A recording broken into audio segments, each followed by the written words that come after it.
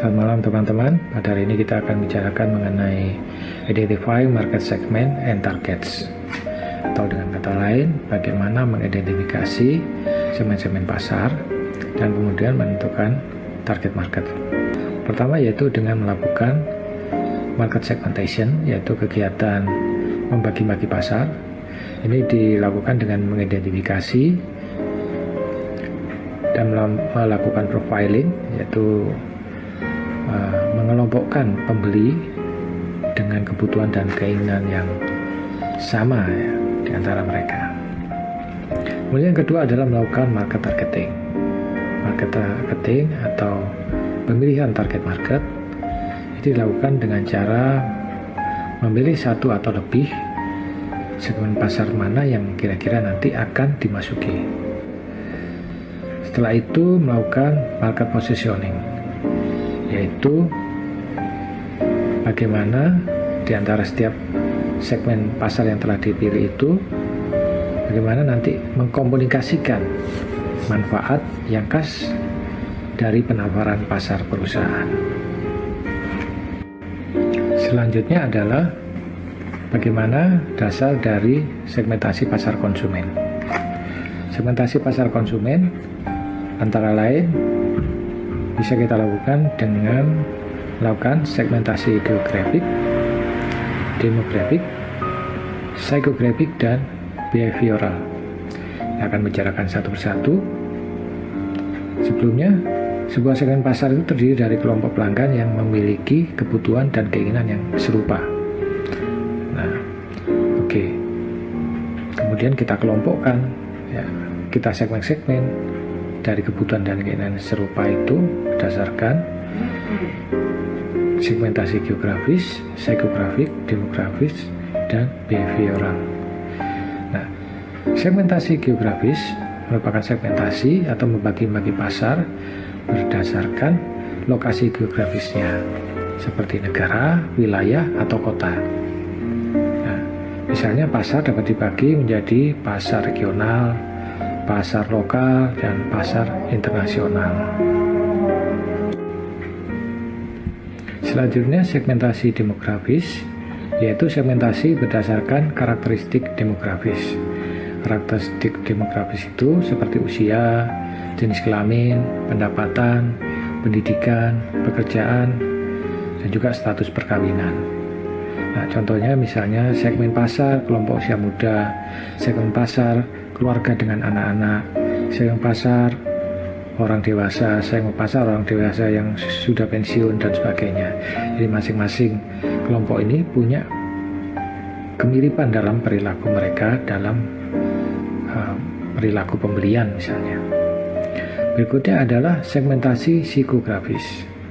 Segmentasi psikografis ini adalah kegiatan membagi-bagi pasar dan mengelompokkan pasar dengan berdasarkan faktor-faktor psikologis serta perilaku konsumen. Faktor-faktor psikologis ini seperti nilai-nilai, sikap konsumen, minat konsumen, gaya hidup konsumen, serta personality atau kepribadian konsumen. Nah, contohnya dalam segmen pasar ini, misalnya untuk segmen pasar yang perilakunya atau psikografisnya adalah individu yang aktif secara sosial misalnya. Ada juga yang pencinta petualangan, ada atau juga yang memiliki gaya hidup sehat, dan lain sebagainya. Berikutnya adalah segmentasi perilaku atau behavioral. Segmentasi perilaku ini adalah segmentasi berdasarkan behavior atau tindakan yang dilakukan terhadap produk atau layanan. Nah, misalnya tingkat penggunaan, bagaimana kepercayaan merek, bagaimana kebiasaan pembelian, kemudian bagaimana respon mereka terhadap promosi serta loyalitas. Ini masuk dalam segmentasi behavioral. Nah, contohnya segmentasi behavioral ini adalah ada pelanggan yang setia, ada pelanggan yang sensitif terhadap harga, ada pembeli yang selalu mencari inovasi.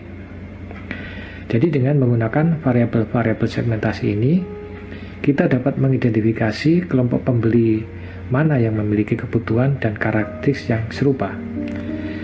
Hal ini akan mempermudah kita untuk mengarahkan strategi pemasaran sehingga lebih efektif dalam menyampaikan pesan yang relevan kepada setiap segmen pasar yang dipilih.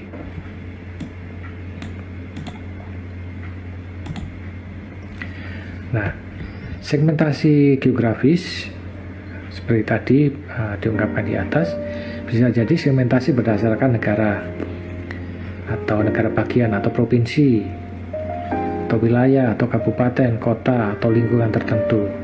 Nah, karena penduduk dalam sebuah kelompok cenderung mengalami kehidupan yang serupa, ya, mengendarai mobil yang serupa, memiliki pekerjaan yang serupa, membaca majalah yang serupa. Ada yang seperti itu. Nah, berikutnya adalah segmentasi demografis. Jadi, segmentasi demografis ini adalah kegiatan membagi pasar berdasarkan variabel seperti age and life characteristic atau usia dan daur hidup, tahap daur hidup seseorang.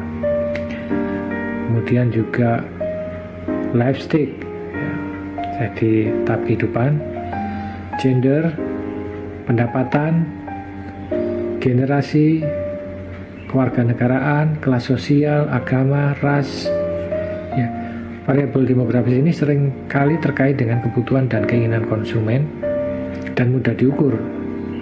Ya, dengan menggunakan segmentasi demografis ini, kita dapat mengidentifikasi kelompok pemilih dengan karakteristik demografis yang serupa. Misalnya kita dapat mengidentifikasi segmen pasar yang terdiri dari keluarga muda dengan anak-anak, atau kelompok usia lanjut dengan tingkat pendapatan yang tinggi, atau generasi milenial dengan minat dalam teknologi.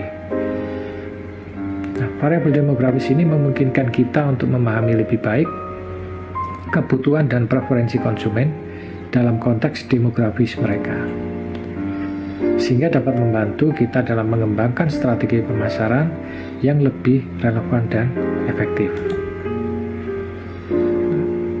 Secara lebih detail, segmentasi demografis khususnya usia dan daur hidup seseorang ini, ya, ini dikarenakan karena kebutuhan dan kemampuan konsumen itu berubah seiring dengan pertambahan usia. Nah, misalnya perusahaan pasta gigi, Crest, dan Colgate itu menawarkan produk yang ditargetkan, misalnya ada item produk untuk anak-anak, untuk dewasa, dan konsumen lanjut. Nah, seperti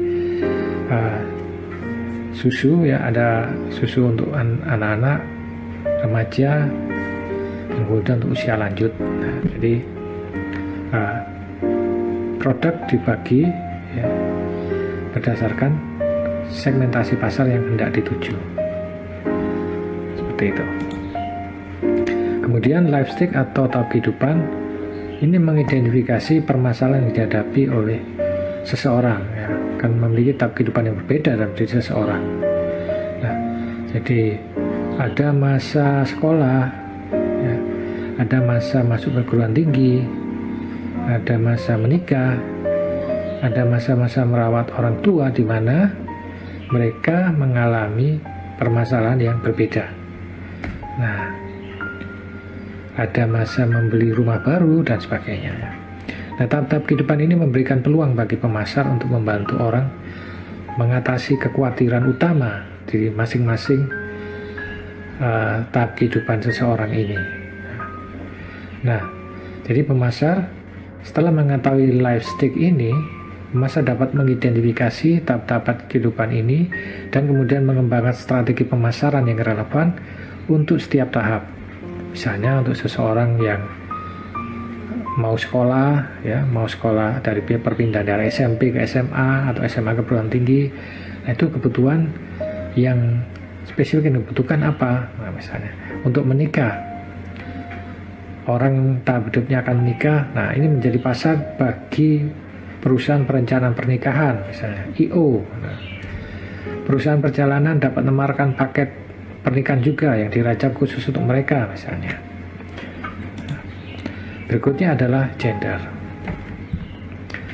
Nah, di gender ini berdasarkan beberapa penelitian, women influence 80% of consumer purchase. Nah, kemudian male make 75% of new home decision. Purchase 60% of car. Nah, ini adalah gender dari woman, ini perilakunya seperti ini berdasarkan penelitian. Oke, pria dan wanita itu memiliki sikap dan perilaku yang berbeda. Nah, sebagian karena faktor genetik dan sosialisasi. Wanita cenderung memikirkan kebersamaan, communal minded. Nah, sementara pria cenderung memilih mengekspresikan diri dan berorientasi pada tujuan atau self-expressive and goal-directed. Nah, sebuah studi terbaru menemukan bahwa pria perlu diundang untuk menyentuh produk, bisa dikatakan seperti itu. Sedangkan wanita lebih cenderung mengambilnya tanpa dorongan. Jadi kalau pria perlu didorong untuk kalau membeli sesuatu. Memang ada perbedaan dalam preferensi dan tindakan di antara pria dan wanita, dan ini dipengaruhi oleh faktor biologis, psikologis, dan sosial. Nah, genetika juga dapat memainkan peran dalam membentuk perbedaan tersebut. Tapi juga penting untuk diakui bahwa sosialisasi juga memiliki pengaruh yang signifikan.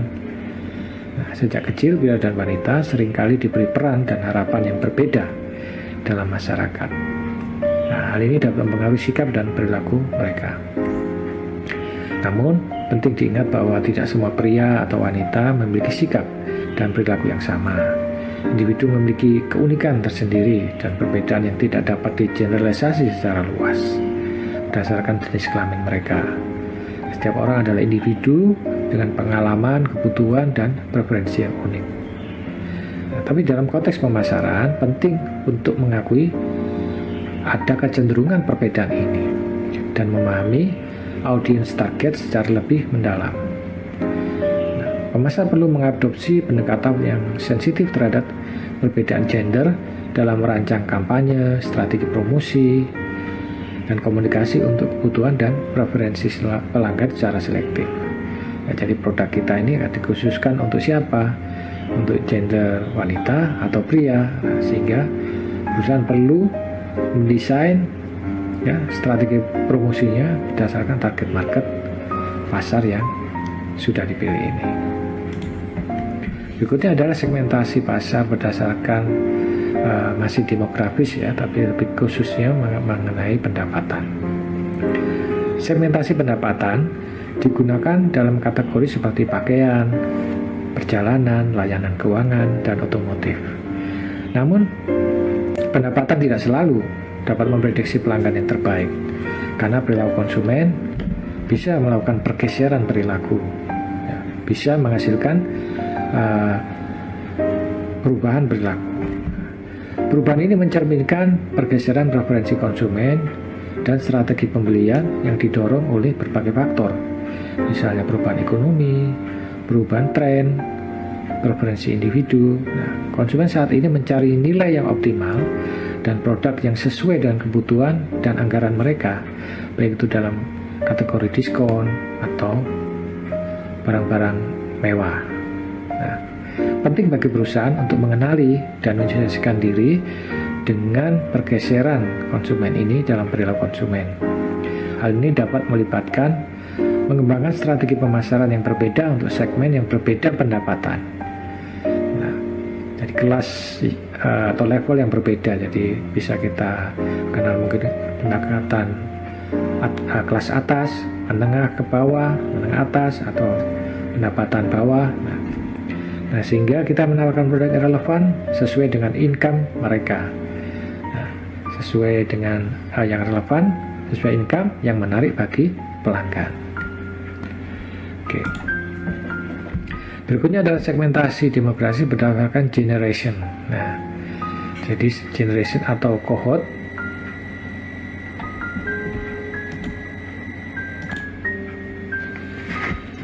seseorang lahir pada generasi tertentu.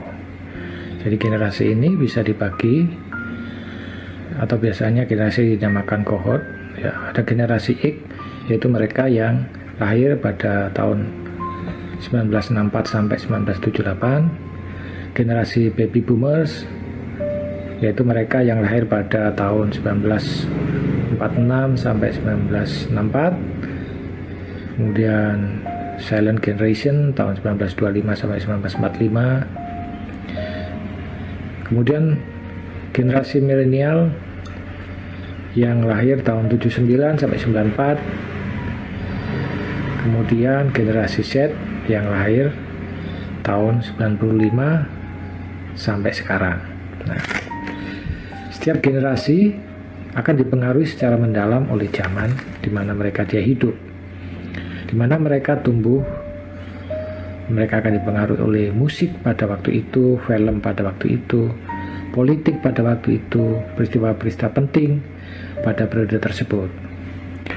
Anggota generasi tersebut memiliki pengalaman, budaya, politik, dan ekonomi utama yang sama, serta pandangan dan nilai-nilai yang serupa. Nah, mereka yang memiliki kesamaan ini, otomatis mereka juga memiliki kesamaan cara pandang dan kesamaan berperilaku. Nah, di sini pemasar seringkali mengiklankan pada generasi tersebut dengan menggunakan misalnya icon dan gambar yang menonjol sesuai pengalaman mereka pada waktu itu, zaman mereka pada waktu itu. Mereka juga atau perusahaan berusaha mengembangkan produk atau layanan yang unik untuk memenuhi minat atau kebutuhan khusus dari target pada generasi tersebut. Nah, perbedaan antar generasi ini dalam pengalaman dan nilai-nilai yang berbeda menciptakan peluang dan tantangan tersendiri bagi pemasar. Dalam upaya untuk menjangkau generasi yang berbeda-beda, pemasar harus memahami secara mendalam konteks sejarah, peristiwa, dan ikon budaya yang mempengaruhi setiap generasi tersebut. Dengan memahami faktor-faktor ini, maka perusahaan dapat merancang strategi pemasaran yang lebih efektif dengan menggunakan pesan, citra, dan referensi yang relevan sesuai generasi yang ditargetkan. Selain itu, pemasar juga harus melihat kebutuhan dan minat yang khas dari setiap generasi. Misalnya generasi yang lebih muda mungkin lebih memiliki minat yang lebih besar daripada teknologi digital, seperti generasi Z misalnya. Nah, dan keberlanjutan generasi yang lebih tua mungkin memiliki kebutuhan yang khusus dalam hal kesehatan atau kenyamanan. Dengan memahami perbedaan ini, pemasar dapat mengembangkan produk dan layanan yang menarik sesuai dengan preferensi dan kebutuhan setiap generasi tersebut. Nah, berikutnya adalah segmentasi berdasarkan ras atau culture. Nah, berdasarkan suku dan budaya. Pemasaran multicultural perlu dipertimbangkan dan dipelajari dalam hal memilih target market. Karena ini adalah merupakan pendekatan yang mengakui bahwa segmentasi etnis dan budaya yang berbeda ini memiliki kebutuhan dan keinginan yang cukup berbeda, sehingga memerlukan kegiatan pemasaran yang ditargetkan, dan bahwa pendekatan pasar secara massal tidak cukup rinci untuk beberapa pasar.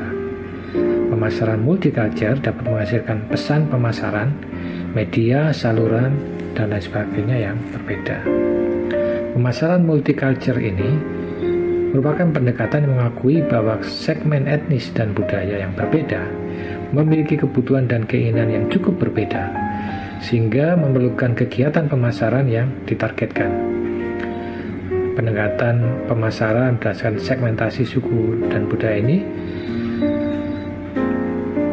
untuk supaya lebih tepat pemasaran ditujukan pada target market suku dan budaya tertentu. Nah, jadi ini melibatkan pemahaman terhadap karakteristik budaya tertentu, nilai-nilai, tradisi, pola konsumsi yang unik dari berbagai kelompok. Hal ini dilakukan dengan menyesuaikan strategi pemasaran yang sesuai dengan melibatkan pengembangan pesan pemasaran yang berbeda, penggunaan media saluran tertentu, serta penggunaan gambar, bahasa, simbol yang relevan secara budaya agar dapat merespon dengan baik pada segmen etnis yang dituju. Nah, dengan menerapkan strategi pemasaran multicultural, perusahaan dapat efektif terlibat terhubung dengan kelompok segmen yang beragam, dapat membangun loyalitas merek, dan mengakses peluang pasar baru. Nah, contohnya kita menyaksikan pendekatan pesan suku dan culture ini iklan minuman energi Russo. Nah, kan ada iklan itu berdasarkan tarian-tarian Jawa, tarian-tarian Kalimantan, Papua. Ini berusaha untuk mendekatkan produk sesuai dengan culture mereka. Nah, pendekatan ini menunjukkan komitmen terhadap penghormatan terhadap perbedaan budaya dan pemahaman yang nyata terhadap kebutuhan khusus dan aspirasi komunitas yang berbeda. Namun pun penting untuk mendekati pendekatan pemasaran multicultural ini karena budaya itu juga sensitif. Nah, dan hindarilah stereotip atau penyalahgunaan budaya yang bisa menyinggung mereka. Nah, penting untuk melakukan penelitian yang mendalam, berkonsultasi dengan berbagai komunitas, dan bekerja dengan berbagai ahli pemasaran multicultural agar dapat membantu memastikan bahwa upaya pemasaran itu menghormati dan diterima dengan baik oleh audiens yang dituju. Nah, secara keseluruhan, pemasaran multicultural mengakui dan menangani kebutuhan dan preferensi yang unik dari segmen etnis dan budaya yang berbeda melalui kegiatan pemasaran yang ditargetkan. Dengan merangkul keberagaman dan menerapkan strategi yang relevan secara budaya, perusahaan dapat terhubung dengan lebih baik dengan konsumen yang beragam tersebut dan mendorong pertumbuhan bisnis di pasar yang semakin multicultural. Berikutnya adalah segmentasi berdasarkan psikografik. Psikografik adalah ilmu yang menggunakan psikologi dan demografi untuk lebih mendalami konsumen. Nah, dalam segmentasi psikografis ini, pembeli dibagi menjadi kelompok-kelompok yang berbeda berdasarkan personality traits atau ciri-ciri psikologis. Ya, jadi masing-masing orang itu punya ciri-ciri psikologis atau kepribadian sendiri-sendiri. Lifestyle, gaya hidup, dan values, nilai, apa yang baik dan tidak baik, apa yang benar dan tidak benar menurut pandangan orang-orang tertentu. Berikutnya kita akan mempelajari sebuah kerangka kerja untuk memudahkan memahami psikografis, ya, segmentasi psikografis. Kerangka kerja ini diberi nama VALS yang merupakan singkatan dari Value, Attitude, and Lifestyle. Ini merupakan sebuah kerangka kerja untuk segmentasi psikografis, mengkomunikasikan ciri psikologis dan demografis untuk menjelaskan perilaku konsumen. Kerangka kerja VALS ini menggambarkan nilai-nilai dan gaya hidup, mengklasifikasikan orang menjadi 8 kelompok utama berdasarkan tanggapannya terhadap kuesioner mengenai sikap dan demografis. Kelompok high resources dan high innovation terdiri dari inovator, yaitu orang-orang yang sukses, canggih, aktif, percaya diri tinggi. Pembelian mereka mencerminkan selera untuk produk dan layanan yang relatif mewah dan berorientasi pada pasar tertentu. Berikutnya adalah kelompok thinker, yaitu orang-orang yang matang, puas dan reflektif yang didorong oleh idealisme dan menghargai keteraturan, pengetahuan dan tanggung jawab. Mereka mencari ketahanan, fungsionalitas, dan nilai dalam produk. Berikutnya adalah kelompok achiever, yaitu orang-orang yang sukses dan berorientasi pada tujuan, yang fokus pada karir dan keluarga. Mereka lebih menyukai produk premium yang menunjukkan kesuksesan pada rekan-rekan mereka. Setelah itu kelompok experience, yaitu orang-orang muda yang antusias dan impulsif yang mencari variasi dan kegembiraan. Mereka menghabiskan proporsi pendapatan yang relatif tinggi untuk fashion, hiburan, dan bersosialisasi. Kemudian kelompok low resources dan low innovation terdiri dari believers, yaitu orang-orang yang konservatif, konvensional, dan tradisional dengan keyakinan yang nyata atau konkret. Mereka ini lebih memilih produk-produk yang familiar dan setia pada merek-merek yang telah mapan. Berikutnya adalah strivers, yaitu orang-orang yang trendy dan suka bersenang-senang yang memiliki keterbatasan sumber daya. Mereka ini lebih menyukai produk yang bergaya meniru pembelian dari orang-orang yang memiliki materi yang di atasnya atau materi yang lebih besar. Berikutnya makers, yaitu orang-orang yang praktis, realistis, dan mandiri yang suka bekerja dengan tangan. Mereka mencari produk-produk dengan tujuan yang praktis atau fungsional. Berikutnya adalah survivor, yaitu orang-orang tua yang pasif, yang khawatir tentang perubahan dan setia pada merek-merek favorit mereka. Nah, setelah itu kita mempelajari mengenai behavioral segmentation, di mana ini terdiri dari perilaku yang berdasarkan needs and benefit atau kebutuhan dan keinginan. Berikutnya berdasarkan decision role atau pengambilan peran dalam pengambilan keputusan. Berikutnya adalah pengguna dan penggunaan. Berikutnya kita membicarakan mengenai segmentasi perilaku atau segmentation behavioral. Segmentasi perilaku ini membagi kelompok-kelompok menjadi kelompok berdasarkan pengetahuan, sikap terhadap penggunaan atau respon suatu produk. Jadi ada konsumen yang memiliki sikap antusias, positif, acuh tak acuh, negatif, atau bermusuhan. Sekali lagi, perilaku yang disegmentasi ini, segmentasi berdasarkan perilaku ini bisa dibagi berdasarkan needs and benefit atau kebutuhan dan manfaat. Kemudian berdasarkan decision role atau peran dalam pengambilan keputusan, atau juga user and usage berdasarkan pengguna atau penggunaan. Ya, jadi kebutuhan berdasarkan kebutuhan dan manfaat itu karena tidak semua orang membeli produk karena memiliki kebutuhan yang sama. Ya, jadi seseorang itu membeli produk karena memiliki kebutuhan yang berbeda. Jadi segmentasi berdasarkan kebutuhan manfaat ini banyak digunakan. Ya, mereka memiliki kebutuhan dan manfaat yang sama, itu akan dikelompokkan.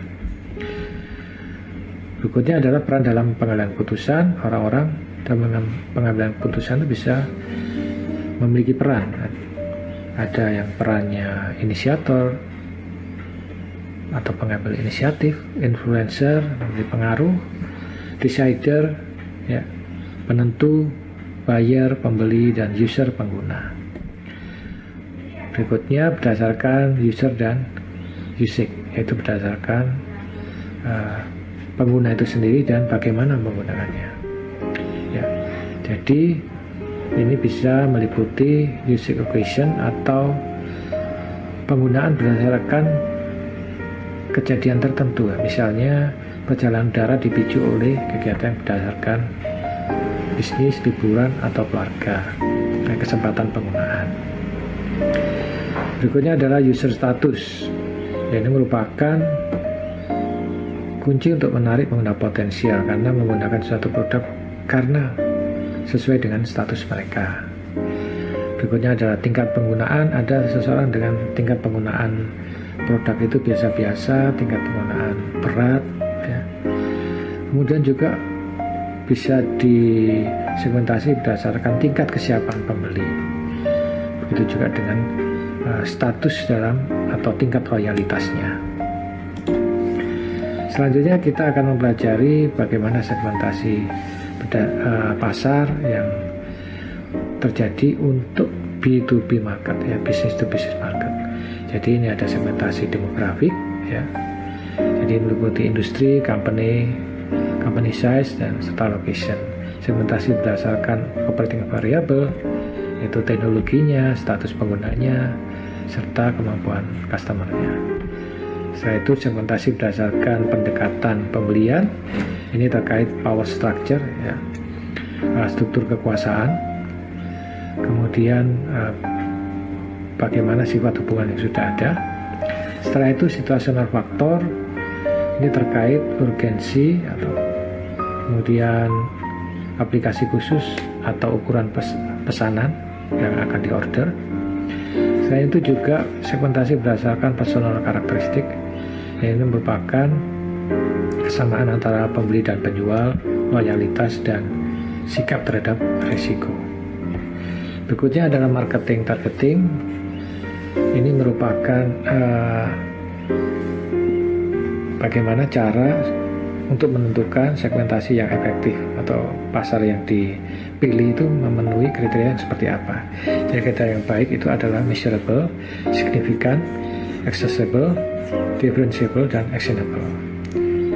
Measurable berarti dapat diukur, signifikan ini segmen-segmen tersebut itu menguntungkan untuk dilayani, kemudian dapat diakses, segmen tersebut dapat dijangkau atau dilayani secara efektif, kemudian dapat dibedakan segmen-segmen tersebut, dapat dibedakan cara dalam mereka merespon terhadap elemen program pemasaran yang berbeda. Berikutnya actionable, bahwa program-program ini efektif untuk menarik segmen tersebut.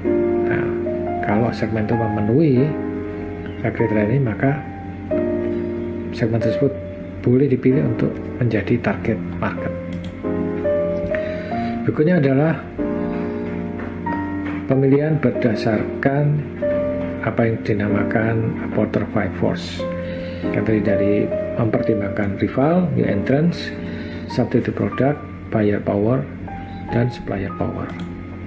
Jadi Michael Porter mengidentifikasi 5 kekuatan, dan ini menentukan daya tarik interaksi dalam jangka panjang terhadap suatu pasar atau segmen. Pertama adalah trade of intense segment rival, yaitu merupakan sebuah segmen akan tidak menarik jika terlalu banyak pesaing yang kuat dan agresif. Ya, contohnya pasar telepon seluler mengalami persaingan yang sengit, mungkin menurut mereka kalau itu menurut mereka terlalu kuat dan tidak bisa mengalahkan brand-brand yang sudah ada, ya mungkin itu bukan menarik. Mungkin mencari segmentasi yang lain yang masih bisa dimasuki. Kemudian trade of new entry, seberapa susah pendatang baru ini bergabung dalam pasar. Nah, semakin mudah pesaing masuk dalam pasar, semakin berisiko tinggi bagi bisnis yang sudah ada di dalam pasar tersebut. Berikutnya adalah trade of substitute product atau ancaman dari produk substitusi. Sebuah segmen menjadi tidak menarik ketika terdapat produk pengganti yang aktual atau potensial. Produk pengganti ini bisa mempengaruhi harga dan keuntungan. Berikutnya adalah ancaman dari tawar-menawar pembeli. Apabila tawar-menawar pembeli ini semakin kuat, maka segmen menjadi tidak menarik jika memiliki kekuatan menawar yang kuat dari pembeli ini. Berikutnya adalah ancaman dari supplier atau trade of supplier. Jadi bila tawar-menawar dari pemasok ini semakin kuat, maka pasar akan menjadi tidak menarik karena bisa menaikkan harga atau mengurangi jumlah pasokan. Nah, berikutnya mengevaluasi dan memilih pasar, segmen pasar. Dalam mengevaluasi pasar yang berbeda-beda, perusahaan harus memperhatikan 2 faktor, yaitu daya tarik keseluruhan segmen. Nah, di samping itu tujuan serta sumber daya perusahaan yang ada.